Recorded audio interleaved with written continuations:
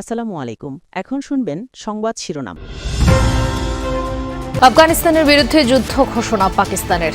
Operation গজব লিল হকে 274 তালেবান যোদ্ধা নিহত, 55 জন পাক সেনা হত্যার দাবি তালেবানের।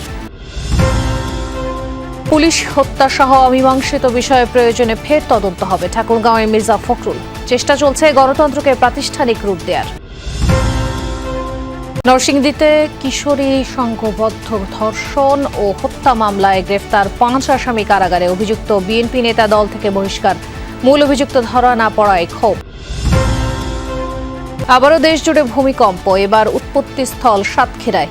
1 মাসে দেশের অভ্যন্তরে অন্তত 10 বার কম্পন, জনমনে আতঙ্ক। এতক্ষণ শুনছিলেন সংবাদ শিরোনাম, এখন শুনবেন বিস্তারিত। পাকিস্তানের চালানো অপারেশন গজব লিল হকে প্রকম্পিত আফগানিস্তান।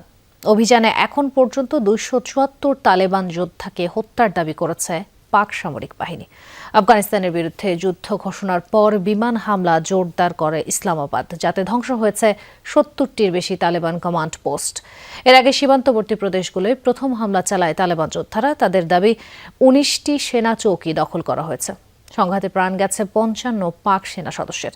মূলত সন্ত্রাসবাদ বিরোধী অভিযানকে ঘিরেই প্রতিবেশী দুদেশে ছড়ালো উত্তেজনা। স্থানীয় সময় রাত 8টা তালেবান যোদ্ধাদের অতর্কিত হামলায় প্রকম্পিত পাকিস্তান সীমান্তবর্তী এলাকা। চলে পাল্টাপাল্টি গুলিবর্ষণ, ছোড়া হয় কামানের গোলাও। রীতিমতো যুদ্ধ ডুরান্ট লাইন সংলগ্ন প্রদেশগুলো। আফগান সীমান্তে চালানো সাম্প্রতিক হামলার জবাবে বৃহস্পতিবার রাতে পাকিস্তানের বিরুদ্ধে অভিযান শুরু করে তালেবান। খোস্ত, পাকতিয়া, নুরিস্তান, কুনার সহ বেশ কয়েকটি এলাকায় মিলেছে সংঘাতের খবর। কমপক্ষে 18টি পাকিস্তানি মিলিটারি পোস্ট দখলে নেওয়ার দাবি তালেবান যোদ্ধাদের। এই সময় পাকিস্তানি সামরিক বাহিনীর বেশ কিছু মিলিটারি পোস্টে অগ্নিসংযোগ করে তালেবান যোদ্ধারা। জব্দ করা হয় ভারী সামরিক সরঞ্জাম। জবাবে আফগানিস্তানের বিরুদ্ধে ঘণ্টাখানেকের মধ্যেই যুদ্ধ ঘোষণা করে পাকিস্তান।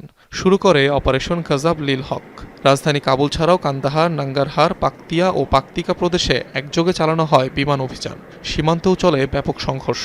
ধ্বংসের দাবি করা হয় বহু তালেবান আউটপোস্ট, অস্ত্রাগার ও 2টি ব্রিগেড হেডকোয়ার্টার। নিষিদ্ধ ঘোষিত তেহরিকে তালেবান বা টিটিপি ও ভারত সমর্থিত বিভিন্ন প্রক্সি বাহিনীকে সমর্থন দেওয়ার অভিযোগে দীর্ঘদিন ধরেই পাকিস্তান আফগানিস্তানের মধ্যে সাপে নেউলে সম্পর্ক। পুলিশ হত্যা সহ অমীমাংসিত বিষয়গুলো নিয়ে তদন্ত হয়েছে, প্রয়োজনে আবারও তদন্ত হবে। ঠাকুরগাঁওয়ে এক অনুষ্ঠানে কথা বলেছেন এলজিআরডি মন্ত্রী মির্জা ফখরুল ইসলাম আলমগীর। এদিকে প্রধানমন্ত্রী তারেক রহমান তার ঘোষিত প্ল্যান বাস্তবায়নের কাজ শুরু করেছেন বলে জানিয়েছেন জনপ্রশাসন বিষয়ক উপদেষ্টা ইসমাইল হোসেন জবিউল্লাহ। সাপ্তাহিক ছুটির দিনে মন্ত্রী প্রতিমন্ত্রীদের অনেকেই অবস্থান করছেন নিজ নিজ এলাকায়। কেউ কেউ ঘুরে দেখেন উন্নয়ন কর্মকাণ্ড। দায়িত্ব গ্রহণের পর উন্নয়নের বার্তা দিলেন এলজিআরডি মন্ত্রী মির্জা ফখরুল ইসলাম আলমগীর। জুমার নামাজের পর ঠাকুরগাঁওয়ে একটি মাদ্রাসা ও লিল্লা বোর্ডিং এর বহুতল ভবনের ভিত্তিপ্রস্তর স্থাপনের মাধ্যমে শুরু হলো তার জনকল্যাণমূলক কর্মকাণ্ড। এ সময় মির্জা ফখরুল ইসলাম বলেন, পুলিশ হত্যা সহ অমীমাংসিত বিষয়ে তদন্ত হয়েছে, যদি প্রয়োজন হয় তাহলে আবার তদন্ত হবে। এদিকে দেশের নাজুক অর্থনীতি পুনরুদ্ধারে রাজস্ব আদায় ও বিনিয়োগ বাড়াতে হবে বলে মন্তব্য করেছেন অর্থমন্ত্রী আমির খসরু মাহমুদ চৌধুরী। চট্টগ্রামের পতেঙ্গায় হাসপাতালের জন্য জায়গা পরিদর্শন শেষে একথা জানান তিনি। চাঁদপুরে সাংবাদিকদের এক প্রশ্নের জবাবে শিক্ষামন্ত্রী ডক্টর এহসানুল হক মিলন জানিয়েছেন, শিক্ষকরা শিক্ষকতার বাইরে অনুমতি ছাড়া অন্য কোনো পেশায় থাকলে তাদের বিরুদ্ধে তদন্ত সাপেক্ষে ব্যবস্থা নেওয়া হবে। বরিশাল সার্কিট হাউসে সড়ক দুর্ঘটনায় ক্ষতিগ্রস্তের মাঝে বিআরটি এর চেক বিতরণ শেষে তথ্যমন্ত্রী জহির উদ্দিন স্বপন জানান, জবাবদিহিতার পরিধি নির্ধারণ করে গণমাধ্যমের সর্বোচ্চ স্বাধীনতাকে নিশ্চিত করা হবে।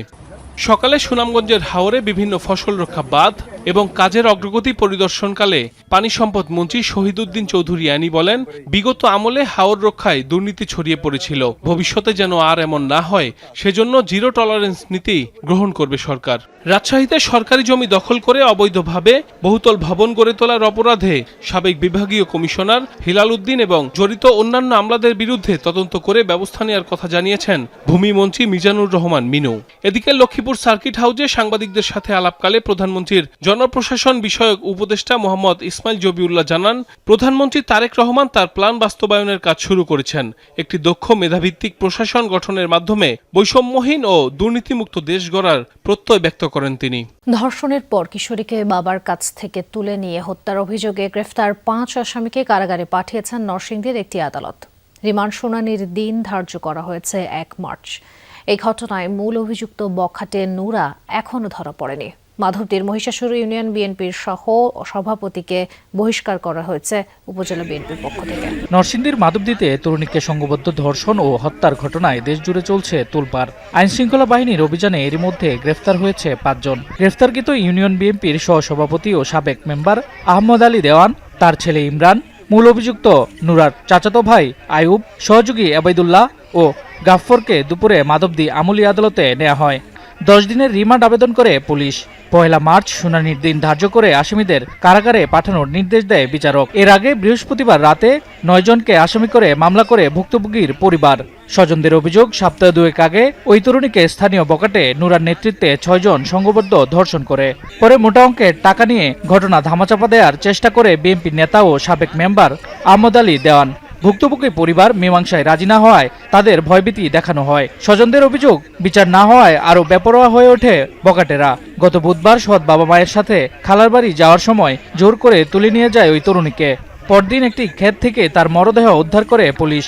আবারও সংঘবদ্ধ ধর্ষণের পর তাকে হত্যা করা হয়েছে বলে অভিযোগ পরিবারের। এদিকে ঢাকা রেঞ্জের ডিআইজি রেজাউল করিম মল্লিক ঘটনাস্থল ও মাধবদী থানা পরিদর্শন করেন। পলাতক আসামিদের ধরতে অভিযান চালাচ্ছে বলেও জানান তিনি। মূল অভিযুক্ত বকাটে নুরা এখনও ধরা না পড়ায় ক্ষোভ জানিয়েছেন ভুক্তভোগী পরিবার ও এলাকাবাসী। শামস তাবরিজ উচ্ছ্বাস, যমুনা নিউজ। রাজধানী সহ দেশের বিভিন্ন স্থানে আবারও ভূমিকম্প অনুভূত হয়েছে। ঘন ঘন কম্পনে জনমনে বাড়ছে উদ্বেগ। চলতি মাসের প্রথম 27 দিনে 10 দফা ভূকম্পন। আবহাওয়া অধিদপ্তরের তথ্যে জানা গেছে, শুক্রবার দুপুর 1:52:29 সাতক্ষীরার আশাশুনি উপজেলার শ্রীউলা ইউনিয়ন কেন্দ্রে 5.4 মাত্রার ভূমিকম্প আঘাত হানে। কয়েকদিন পরপর ভূমিকম্পে কেঁপে উঠছে গোটা দেশ।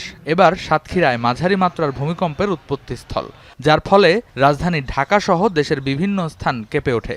আবহাওয়া অধিদপ্তর জানায়, রিক্টার স্কেলে এই ভূমিকম্পের মাত্রা 5.4। ক্ষয়ক্ষতি না হলেও দেশের ভেতরেই উৎপত্তিস্থল হওয়ায় মানুষের মধ্যে আতঙ্ক তৈরি হয়েছে। এর আগের দিন বৃহস্পতিবার দুপুর 12:04 4.6 মাত্রার আরেকটি ভূমিকম্প অনুভূত হয়, যার উৎপত্তিস্থল ছিল ভারতের সিকিমে, ঢাকা থেকে প্রায় 455 কিলোমিটার উত্তর পশ্চিমে। গেল বুধবার রাতেও 5.1 মাত্রার কম্পনের উৎস ছিল মিয়ানমার। চলতি মাসেই এই নিয়ে 10 বার ভূমিকম্পে কেঁপে উঠল দেশ। এ মাসের শুরুতেও সাতক্ষীরার কলরোয়া উপজেলায় ভূকম্পন অনুভূত হয়। তখন আবহাওয়া অধিদপ্তর জানায়, এটি তুলনামূলক কম ঝুঁকিপূর্ণ। বাংলাদেশ ভূমিকম্প প্রবণ অঞ্চলে অবস্থিত। ছোট বড় কম্পন বিপর্যয়ের ইঙ্গিত কিনা তা নিয়েও নিশ্চিত কিছু বলা না গেলেও প্রস্তুতির বিকল্প নেই। বিশেষজ্ঞরা বলছেন, আতঙ্ক নয়, প্রয়োজন সচেতনতা।